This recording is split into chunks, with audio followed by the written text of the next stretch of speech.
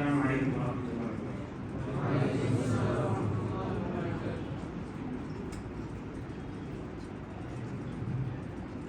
I am Mohammad Mike from class 9th B, and today I will be participating in this competition, which is the competition of literary criticism as one of the contestants. Bismillahirrahmanirrahim. We have 5 participants here. Muhammad Himayun from 9th green, then Muhammad Ammar from 9th green, Binyamin from 8th yellow, Uzair War from 8th purple, and Inam from 8th blue. We have decided to go for 3 rounds. In round first, you will be asked to analyze the poem or summarize it. In round second, questions will be asked from within the lines. And in round third, you will be asked to read out the poem as the poems in English are read out. So the first round is analysis. You have to analyze the poem. The poem is Hope. You please summarize it or make us understand what have you understood from the poem. The poem is Hope is the Thing with Feathers, a beautiful poem written by the poet Emily Dickinson. The poem starts with a very polite tone, emphasizing on the first word, which is the theme around which the whole poem is revolving. It is hope. It describes hope as a creature with feathers, most probably a bird that resides in the deepest part of a human being, that is his spirit, or we can say the soul of every human being. And it is described as a creature that is singing a tune or a song with no words that any language known to mankind can describe. And it never stops singing the song at all, no matter what the conditions are. In the second stanza, it is described that the same song that this bird is singing, this song is, when it's heard, it is the sweetest when heard in the strongest of winds, which means referring to strong winds and storms, harsh conditions. In those harsh conditions, the tune sung by Hope, the bird, is the most sweet, and it takes a very powerful or a sore storm that only the most sore of storms can stop this very bird from singing. This is a bird that has kept many people warm, and this referring to the many people that have hope and faith in their God, or maybe in their governments or the management. This hope that ignites in their hearts, this is what keeps them alive and gives them the reason of continuing to believe in someone. And now the poet, describing his own point of view in the third stanza, he says that he has heard the tune, this beautiful tune, he has heard it in the chilliest land, on the strangest seas, describing that in the most harsh conditions, the chilliest land, like we can say in the most dire conditions the poet has been through, the situations unknown to the poet, the strangest sea, we can say the farthest point in the sea, where no sailor can find hope. There the poet has heard this tune from the bird. Yet never in the most extreme conditions, this bird has asked even a part from the poem, of the poet, while appearing every time in any extreme situation, also reflecting the nature of hope as a bird, which sometimes we don't see the bird itself physically, but when the bird is chirping, we can hear its chirps from meters away. While sometimes the bird is quietly standing right beside you, and you are not able to hear its tune while it's not chirping. Now it is Muhammad Ammar of 9th green. One thing I would like to mention here, that you have 3 minutes for summarizing the poem or analyzing the lines. Only 3 minutes. Within 3 minutes you have to conclude. Assalamu alaikum. I'm Omar from class 9th green, and today I'll be critiquing the poem which the judges will choose for me. I may ask the judges. Okay, I welcome you here. You are requested to analyze the point stopping by goods on a snowy evening. Stopping by Boats on a Snowy Evening. It is a beautiful poem written by Robert Frost. The poet Robert Frost has used many beautiful imageries and weaved this whole poem. This poem talks about the determination, the perseverance, the optimism that a person has in himself or itself, himself or herself. So the poem talks about a stage of life of human where he has to choose between two things. First, he can leave the whole world and enjoy the beauty of nature, and the second, he has to burden all the responsibilities on him, on his shoulders.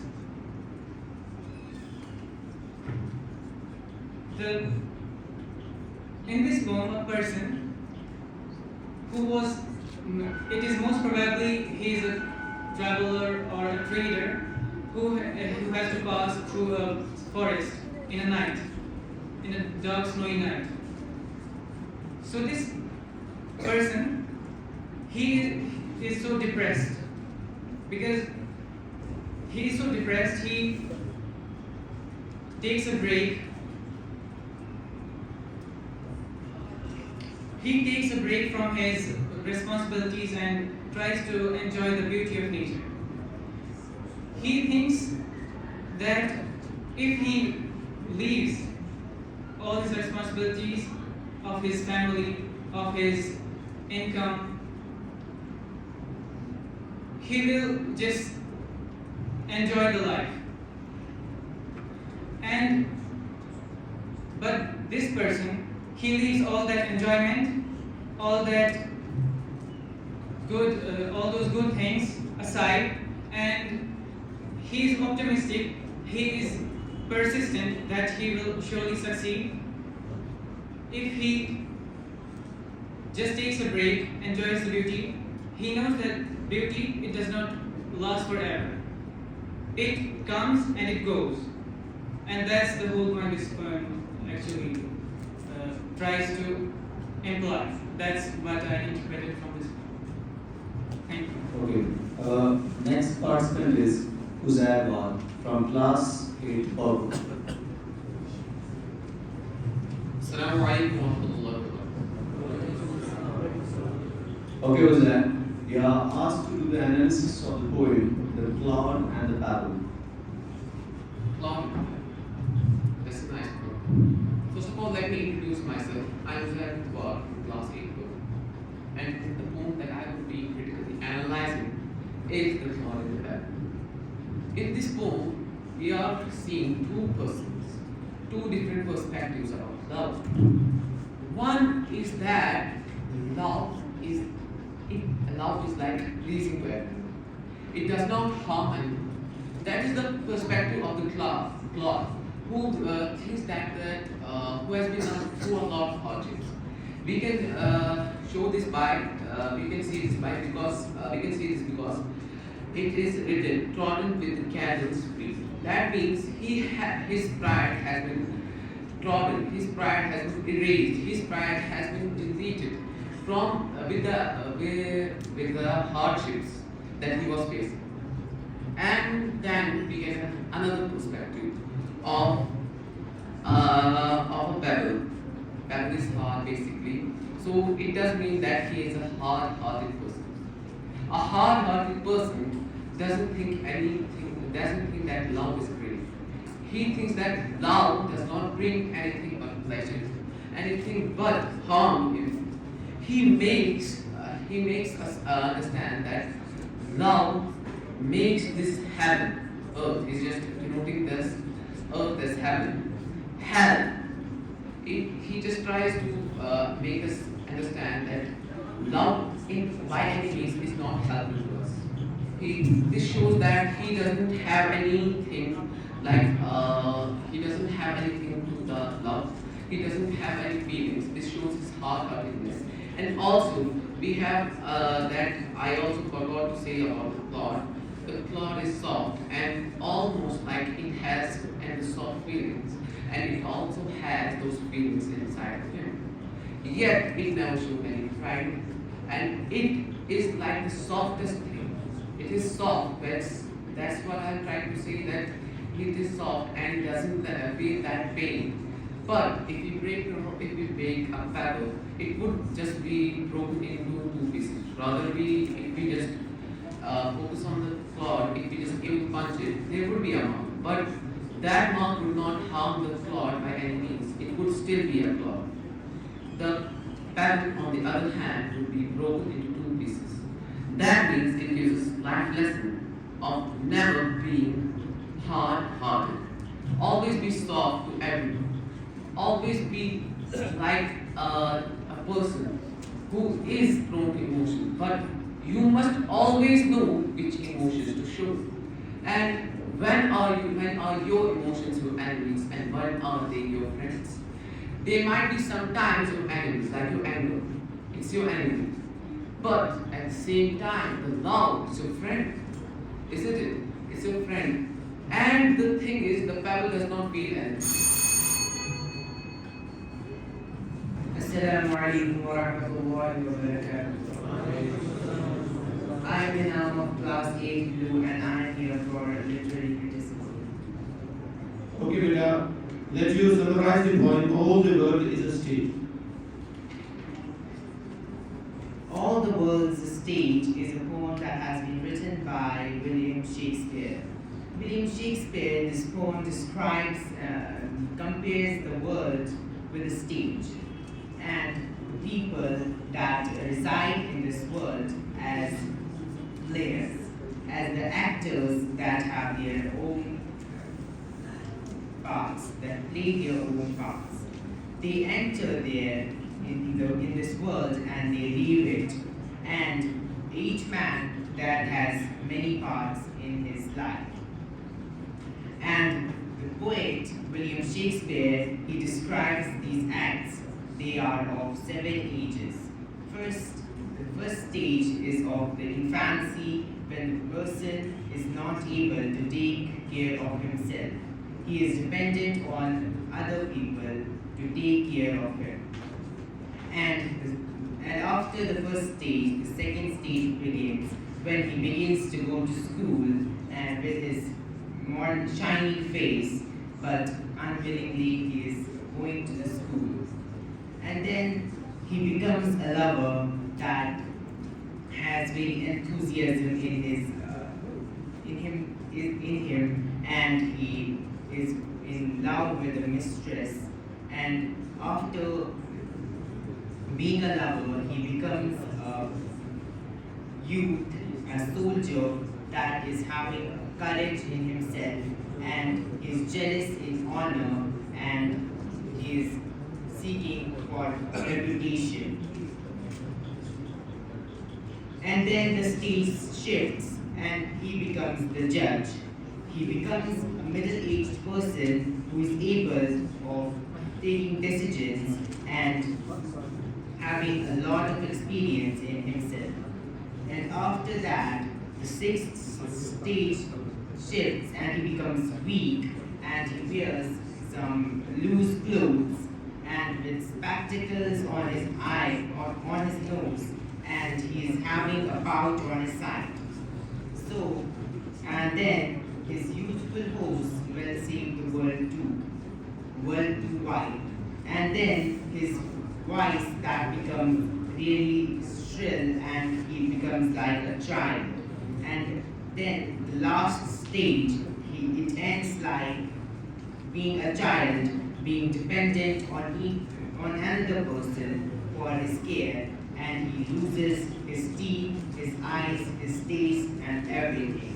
In conclusion, I would like to say that this poem describes the stages of life and the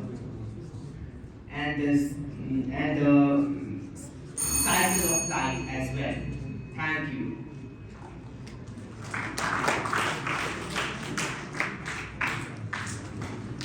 question is for Humayun. There is a poem, all the world is a street. In the first verse, the poet writes, and all the men and women, merely players, they have their exits and their entrances. Can you explain to me what is meant by exits? In the literal sense, the exits in the stage are from where the act ends of any actor and they just get down from the stage. While in the real life, if we just interpret it, we can describe it as death, where the end is for everyone. My question is from who? Yes. Okay. Can you tell me what is the color of the bird? It is transparent. Actually, we cannot see it. It is invisible. It is always besides us. It is in our soul. We cannot see it, but it is always there. It always sings, but it never asks us anything in return.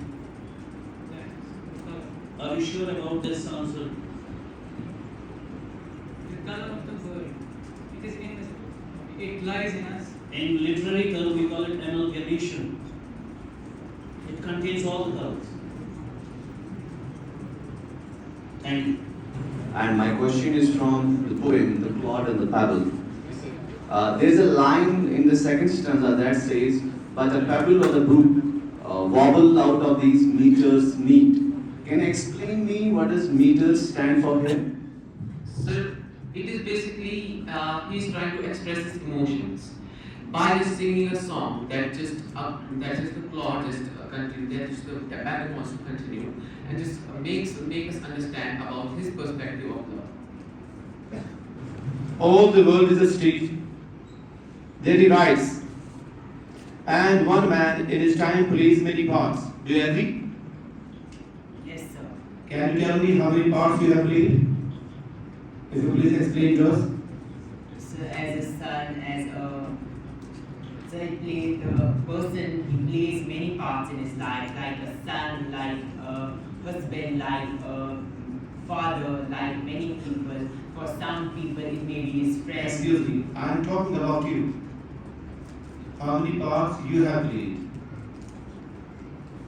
I have played the part of being a brother, being a son, being a friend, and What is special about the horse in the poem Stopping by Boots on Snow Baby? First of all, the horse is an essential part of the setting which is in the poem, which is stopping by the woods, a hunter or a person, because he has his own duties. And the second thing may be that the horse is a very loyal companion of his owner, the person who is riding. I think he has shown the sensibility of an animal over there. That's okay. Several critics say that there should have been one more stanza adding to it, and that would have given us the aspect of William Blake on it. That is, he would have judged whether the clod is, his stand is right or the stand of the pebble is right.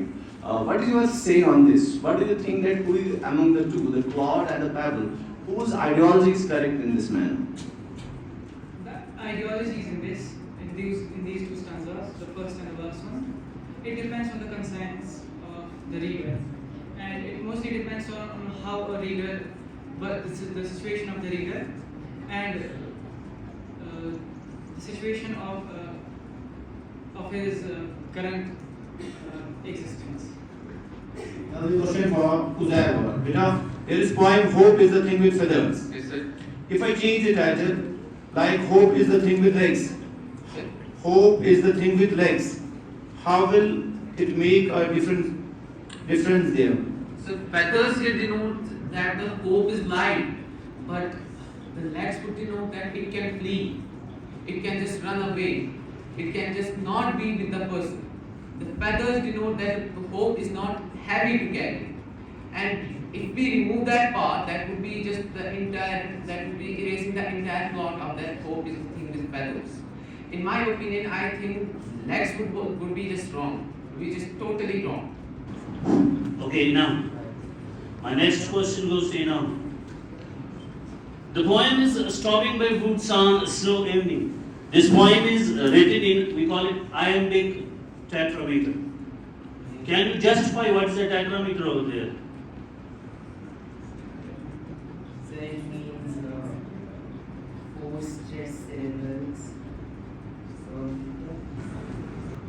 Okay, I will change the question for you, otherwise it is not permissible over here. What is difference between poem and a poetry? A poem is a part of poetry. Poetry contains different types of it, like prose poetry and different sorts of that. But poem, it's a part of poetry, and it comes in the set of poetry. Can I say poetry is a collection and poem is not a collection? Yes, sir. Okay. In the poem, all the world is a stage. It is considered not to be actually a poem. It is taken from the play of Shakespeare called As You Like It. Have you read about it? It is a character in there called Ajax who speaks about it. If it is not a poem, then what is it? To what genre of English it stands to?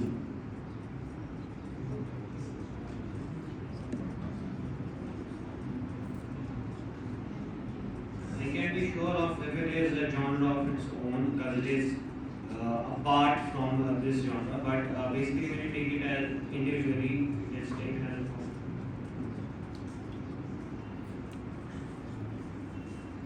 If sometimes you speak to yourself, it happens many times that we speak to ourselves, what will you call it? The poem Stopping by Woods on a Snowy Evening, there is a verse, the darkest evening of the year. Yes. Could you please explain to me? The darkest evening in the year. This may have many meanings for the poet, the one who had written it.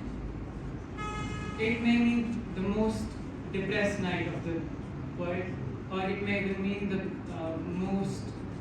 It was snowing, and it was in the night. It was in the evening. So all this sums up to a conclusion that it was the poet was in depression. Sir, my question is from the poem All the World Stage. Is it? Now the poem All the World is Stage, why the poet has compared student with the slave? Sir, it's easy. Basically, it's like a person. If we just send a person, like a student, he doesn't want to go school at first.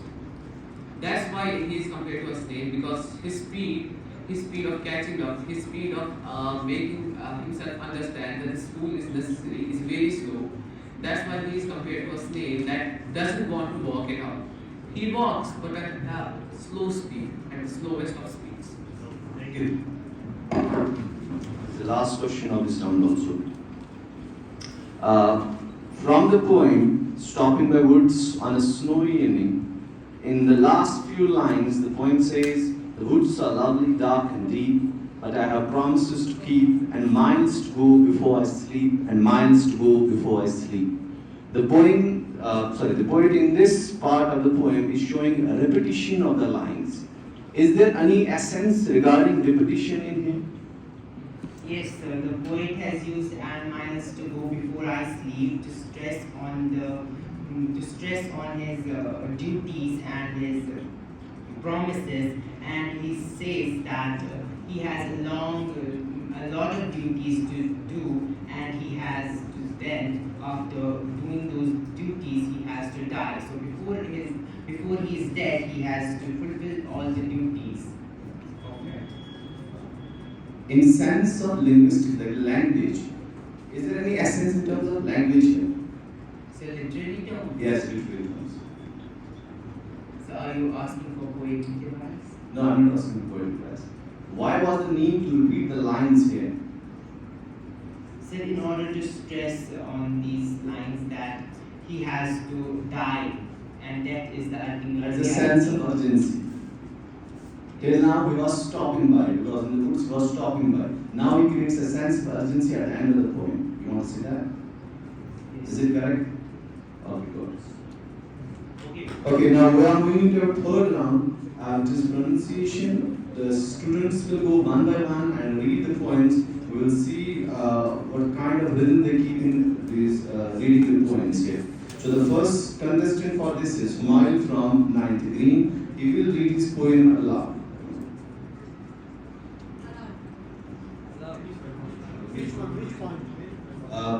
Any poem of your choice. There is no force on this. Hope is the thing with feathers that perches in the soul and sings the tune without the words and never stops at all. And sweetest in the gale is heard, and so must be the storm that could abash the little bird that kept so many warm. I've heard it in the chilliest land and on the strangest sea, yet never in extremity it asked a crumb of me. Now it is Mr. Muhammad Ammar. Ammar. I'm reading Stopping by Books on Israeli. Whose books are these? I think I know. His house in the village, though. He will not see me stopping here to watch his books fill up with the snow. My little horse must think it queer to stop without a farmhouse near. Between the woods and frozen lake, the darkest evening of the year. He gives his harness bells a shake to ask if there is some mistake. The only other sounds the sweep of easy wind and dawning flake. The woods are lovely, dark and deep, but I have promises to keep, and miles to go before I sleep, and miles to go before I sleep. Next contestant is Uzairwa from 8th. All the world is a stage, and all the men and women are really plays. They have their exits and their entrances, and one man in his time plays many parts. His acts being 7/8. At first, the infant mewing and puking in the nurse's arm, and then the whining schoolboy with his satchel and shining morning face creeping like a snake, unwillingly to go to school, and then the lover sighing like a furnace, with a woeful battle made to his mistress's eyebrow, then a soldier full of strange oaths and bearing like a bard, jealous in honor, certain and quick in power, seeking the bubble reputation, even in the cannon's mouth, and then the justice, in fair round valley with good cattle, with eyes severe and pair of formal cut, full of wise saws and ordered instances, and so he plays his part. The sixth age shifts into the lean and slipper pantaloon, with spectacles on nose and pouch on side. His youthful pose. The clod and the pebble, love seeketh not itself to please, nor for itself hath any care, but for another gives its ease, and builds a heaven in hell's despair. So sung the little clod of clay, trodden with the cattle's feet. But a pebble of the brook wobbled out these meters meet. Love seeketh only self to please, to bind another to its delight, joys in another's loss of ease, and builds a hell in heaven's despite.